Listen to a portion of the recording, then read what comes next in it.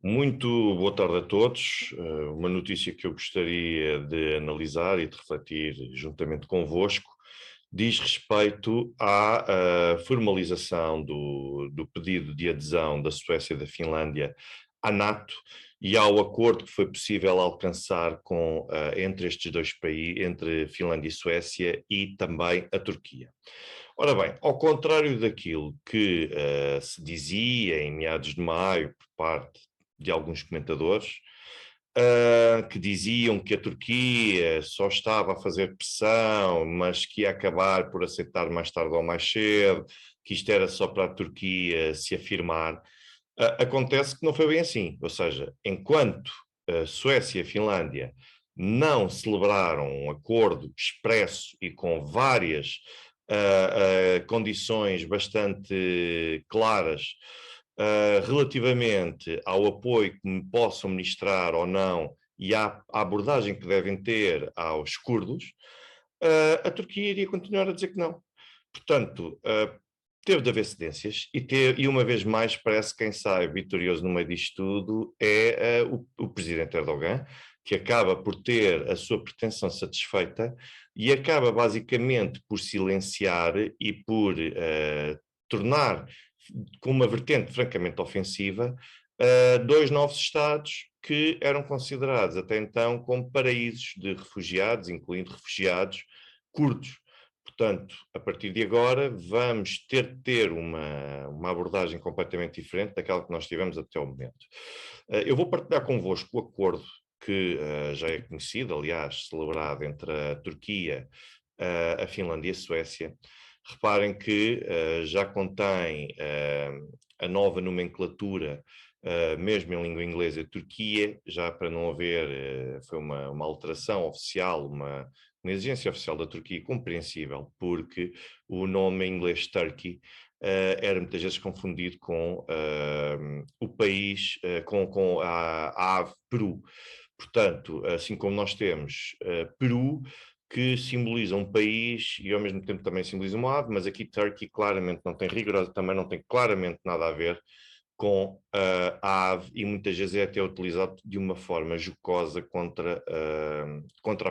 o país de Turquia. Portanto, já temos aqui a nova nomenclatura de Turquia em inglês, o novo nome em inglês, depois temos entre a Finlândia e a Suécia, e reparem, por exemplo, neste ponto quarto do acordo. Ora, a Finlândia e a Suécia aceitam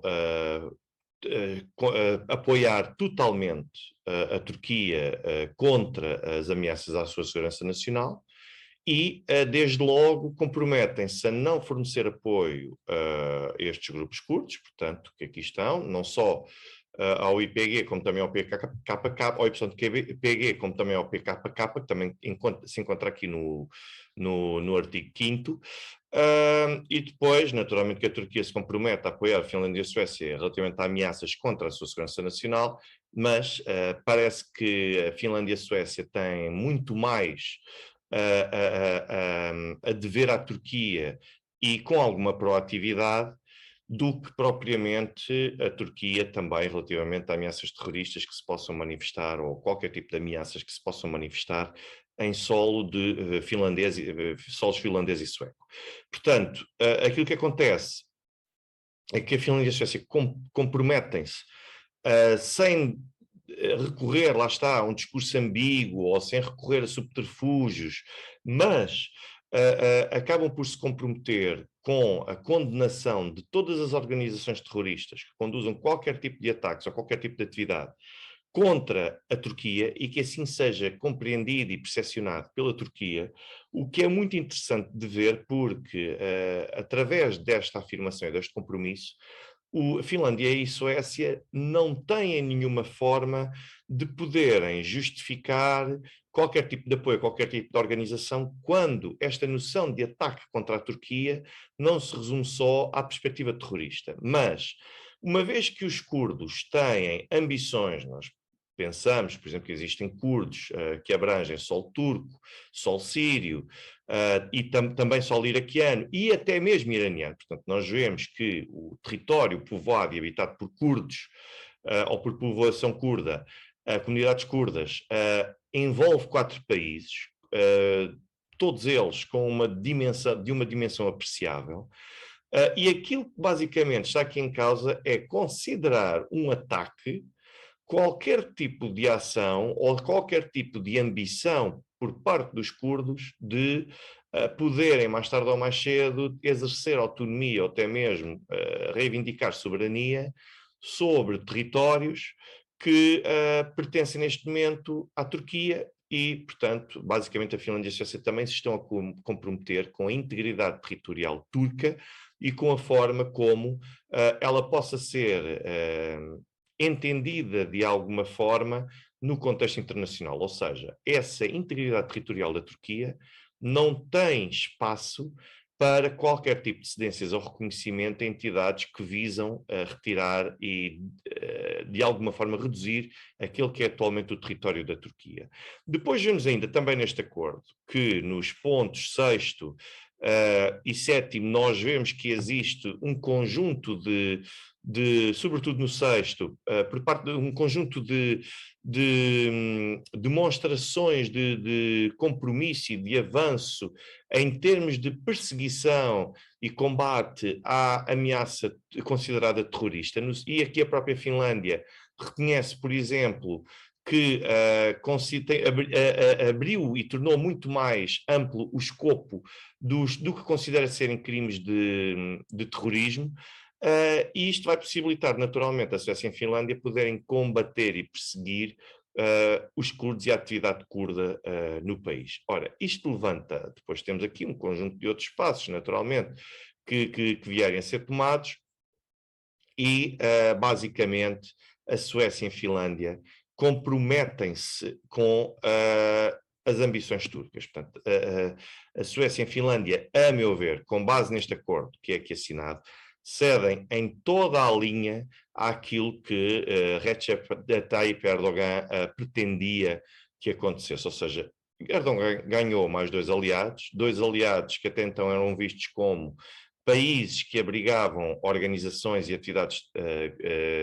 contra a segurança nacional da Turquia e agora acabam por ser aliados de vanguarda e de primeira na proteção que vão dar aos interesses de Erdogan e à forma como se comprometem a perseguir qualquer tipo de atividades curdas. Ora bem, qual é o problema que daqui decorre? Um outro problema paralelo. Desde logo, porque a Suécia, como é que a Suécia consegue justificar conseguir neste momento, a bem de poder integrar a NATO, quando nenhuma ameaça, ainda que abstrata, relativamente à Rússia, acaba por existir e por estar formada, ou acaba sequer por ser equacionada contra o território sueco, como é que é possível que a bem da integração na NATO, que é um sonho que já existe e que já é prosseguido há muito pelo atual ministro da Defesa sueco, Peter Hultqvist, como é que é possível trocar a ambição de integrar uma organização com vocação não só defensiva, mas também ofensiva, e sacrificar aquilo que até há semanas os suecos consideravam como sendo a defesa de direitos humanos e a proteção de organizações que perseguiam ambições legítimas? Ora bem, o ministro da Defesa, Peter Hultqvist, que é ministro da Defesa sueco desde 2014, tem tido algumas intervenções que, no mínimo, acaba por lançar algum embaraço à forma como a Suécia se posiciona no combate, pelo menos, aos curdos enquanto ameaça. Desde logo, reparem que o próprio ministro Hultqvist, eu vou partilhar convosco uma notícia. Reparem que o próprio ministro Hultqvist já foi aqui condenado pelo jornal Daily Sabah por, em abril de 2021, há cerca de 2 anos, ter tido um conjunto de atos que demonstraram simpatia relativamente a qualquer atividade que os curdos e mesmo a agenda dos curdos que foi desenvolvida e que tem sido desenvolvida não só no seu território, como também no estrangeiro. E estamos a falar também dos curdos que se encontram em solo turco. Reparem que nesta notícia diz que o próprio ministro Peter Hultqvist, o ministro sueco, esteve reunido com o líder, do PKK, conhecido como Mazloum Kobani. Portanto, aqui está o Mazloum Kobani, aqui com o conjunto, com o fundador, reunido com o fundador Öcalan, portanto, também do Daily Sabah, isto de 2019, e, portanto, apesar de estar reunido com o PKK e terem condenado os suecos o ataque conduzido também e perpetrado pelo PKK na Turquia muito recentemente, reparem que depois, em 2021, nós tivemos um encontro entre o Ministro da Defesa sueco com estes indivíduos e reparem nas palavras que ele acabou por preferir. Portanto, enquanto Suécia, nós estamos prontos para colaborar e para vos ajudar durante um longo período de tempo. Ora, 12 meses ou 14 meses, pelos vistos, parece já ser considerado um longo período de tempo, porque a partir de agora, com este compromisso, naturalmente que a Suécia vai poder deixar de colaborar com eles. Portanto, ainda começou a tentar conversar e a tentar aprofundar condições que viessem a melhorar a situação neste território controlado por este grupo, mas a verdade é que nós temos este ministro desta maneira. Ora bem, vamos a algo ainda mais controverso e polémico, por exemplo, na Suécia. Eu só estou a dar o exemplo da Suécia, nem sequer estou a dar o da Finlândia. Reparem que em 2018, 6 curdos foram eleitos para o Parlamento sueco. Como é que estes turcos estão a lidar com este acordo celebrado entre o governo, portanto, oriundos de vários partidos, como é que eles estão a lidar com este acordo celebrado entre o governo, neste momento sueco, e Erdogan, é algo que, sinceramente, gostava, e vou tentar perceber como nos próximos tempos, mas o Parlamento sueco tem pelo menos 6 curdos e com fortes ligações também à agenda curda para o Médio Oriente. Reparem que existe também o governo regional do Kurdistão, que tem uma representação na Suécia. Portanto, tudo isto provavelmente vai ter de acabar. Não sei como é que a Suécia vai fazer, mas isto vai ter de ser combatido, vai ter de ser perseguido. Foi com isso que a Suécia se comprometeu. Vejam ainda, numa outra página, que uma notícia de há 6 meses, e eu pergunto, o que é que mudou desde dezembro do ano passado até junho deste ano, para que subitamente a Suécia, que se comprometeu com ajuda financeira para os curdos sírios, e reparem que os curdos sírios são considerados pela Turquia como uma extensão do PKK, portanto, não há sequer desculpa dizer, bom, mas estes não são os curdos que estão na região, ou que pelo menos reivindicam a região turca. Não, não é verdade. Os curdos sírios são considerados uma extensão porque a agenda curda basicamente acaba por ser a mesma, de se afirmarem enquanto Estado. E basicamente aquilo que nós temos é uma promessa por parte do governo sueco, por exemplo, através da ministra dos Negócios Estrangeiros, Ann Linde, que recebeu uma delegação dos curdos sírios para prometer-lhes apoio financeiro. Reparem que até temos aqui uma imagem, uma fotografia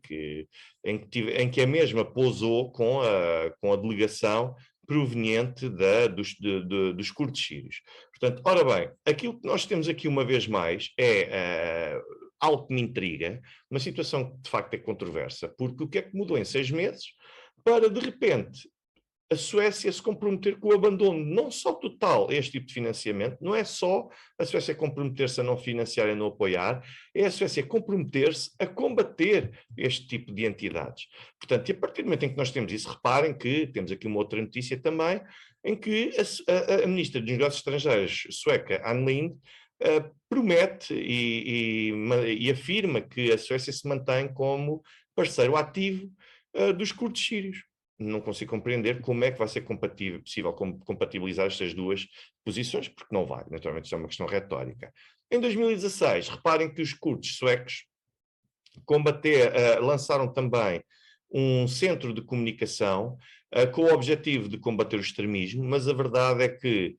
se querem afastar e excluir a ideologia extremista, sobretudo numa altura em que o Estado Islâmico estava com alguma projeção no Médio Oriente e também na Europa, portanto isto foi criado com este objetivo. Mas a verdade é que existe esse canal encontra-se ainda implantado também em solo sueco, não percebo. O que significa agora é que a Suécia se está a comprometer a derrubar todos estes mecanismos, todas estas entidades, todas estas associações que foram criadas para poder naturalmente atuar e operar em solo sueco. Reparem também uma notícia de novembro de 2021, nem há um ano, em que os curdos na Suécia celebraram o 43º aniversário do PKK. Ora bem, foi nas cidades de Sala, Gotemburgo e Estocolmo. Muito bem, vamos ver se em novembro será festejado o 44º aniversário do PKK, mas a verdade é que a Suécia compactua de forma aberta, financia este tipo de atividades. Aqui temos uma vez mais uma notícia de 2020, pelo facto da Ministra dos Negócios Estrangeiros da Suécia se ter reunido com membros do PKK. Portanto, existe uma relação claramente aberta e de manifesto apoio por parte da Suécia a todas as expressões ou comunidades curdas provenientes de Turquia, Iraque, Síria e também do Irão. Subitamente, tudo muda. O que é que mudou? Não mudou rigorosamente nada. Aquilo que mudou é que nós estamos, basicamente, agora a assistir àquilo que aconteceu em 1998 e 1999 no Kosovo, em que existe eu vou mostrar-vos aqui, portanto, uma notícia de 1998 da BBC, relativamente ao grau de apoio que os Estados estrangeiros acabavam por dar a estes Estados. Estava a ver se eu conseguia encontrar, porque lembrei-me dele agora. Esperem que aqui está ele. Ora bem, vou partilhar convosco esta notícia. E aqui está. Portanto, como veem, BBC, 28 de junho de 1998, e agora reparem que já aqui é questionado como é que era possível, 6 meses antes, nós termos o embaixador britânico, o embaixador norte-americano, a dizer que o Kosovo Liberation Army era um grupo terrorista, portanto, e ele próprio dizia, eu conheço um terrorista quando o vejo, e estes homens, os do Kosovo Liberation Army, são terroristas. Portanto, disse este embaixador no início de 1998. Em junho de 98, acabou por mudar significativamente a sua posição e acabou por olhar para o Kosovo Liberation Army. Portanto, em menos de 6 meses, o Kosovo Liberation Army deixou de ser reconhecido como terrorista e passou a ser visto como um grupo justiceiro da liberdade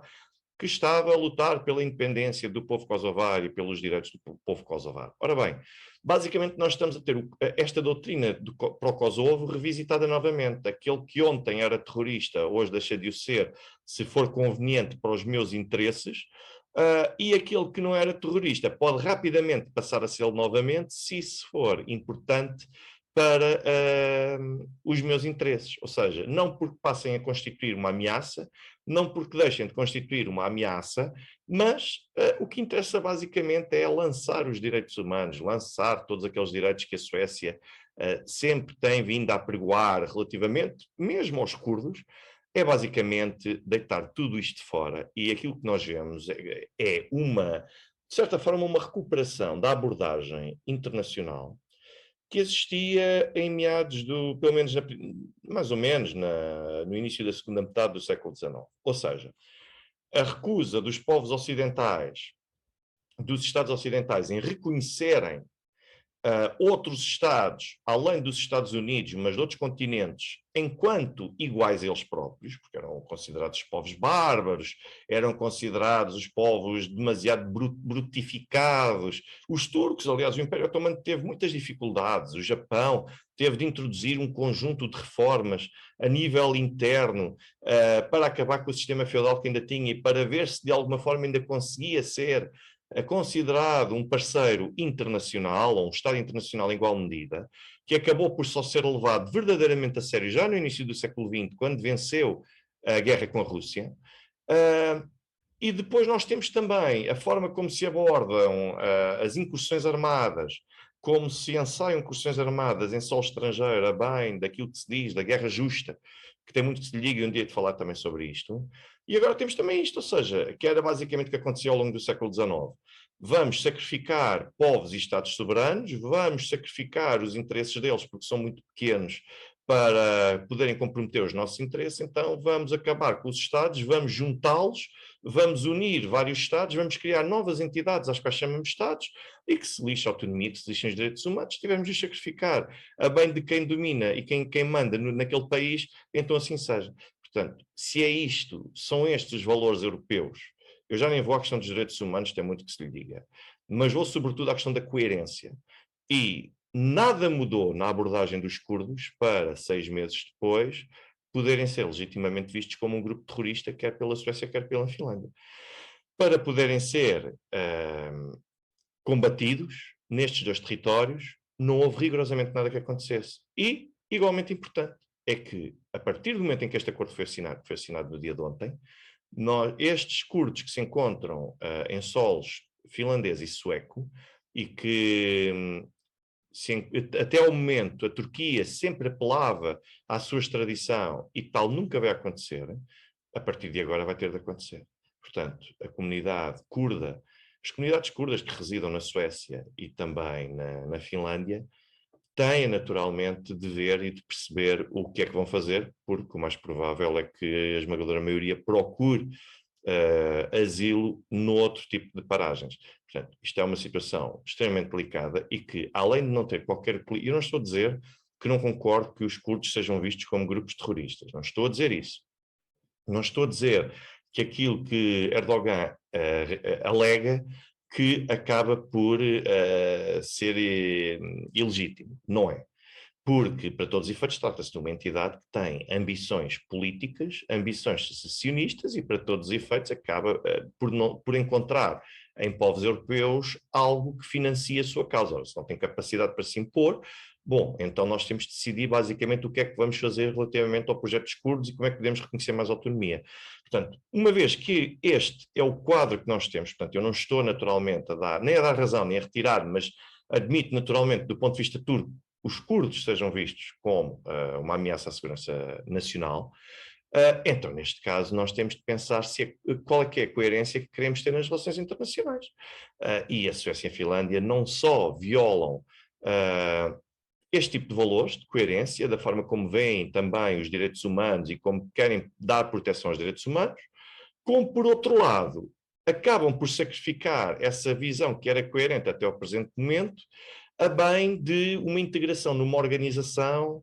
que não que poderá defendê-los ou que poderão eles próprios servir como instrumento de aumento das hostilidades e até que podem vir a concorrer para que o conflito e para que a tensão escale contra a Rússia que não tem qualquer tipo de ambição neste momento ou pretensão relativamente à Suécia e à Finlândia, e acaba basicamente por fragilizar ainda mais as possibilidades de negociação e de paz relativamente à situação na Ucrânia. Portanto, isto, a meu ver, é uma derrota a todos os níveis, desde logo para a NATO, que está a provocar esta abordagem única e exclusivamente motivada como um ato revanchista ou provocatório relativamente à Rússia, porque Suécia e Finlândia sempre quiseram, desde há algum tempo que querem integrar a NATO, e sempre quiseram manter reservas relativamente à forma como se integrariam na NATO, porque por algum motivo não avançou e agora avança e em tempo recorde. Portanto, isto é uma mera provocação à Rússia, a única ambição é provocar, e a partir do momento em que alguém tenta pôr fim a um conflito,